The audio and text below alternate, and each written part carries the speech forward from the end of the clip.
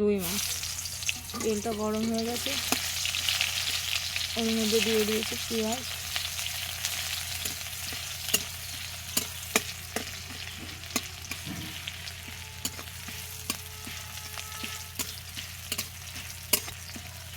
বেটে রাখা মশলা, আদা রসুন আর শুকনো লঙ্কা বাটা।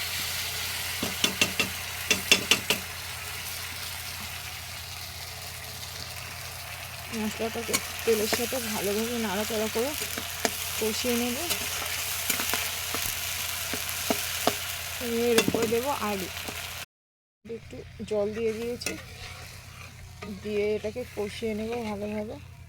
থেকে রোদ পড়ছে ওই জন্য ভালোভাবে বোঝা যাচ্ছে না। এর মধ্যে দিয়ে দেবো আলু, একটু জল থাকতেই দিয়েছি কারণ আলুর সাথে তাহলে মশলাটা ভালোভাবে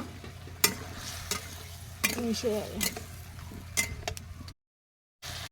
মশলাটাকে আলুর সাথে সুন্দরভাবে কষানো হয়ে গেছে।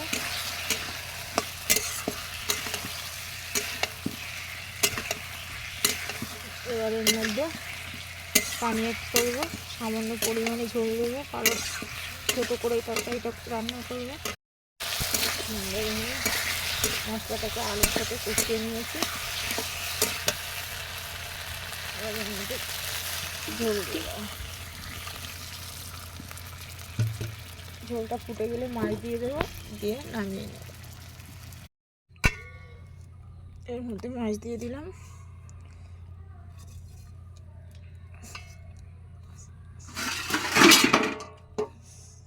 এবার ঢাকা দিয়ে দেবো। তার মধ্যে আমার এই বাসনগুলো পরিষ্কার করে ফেলবো।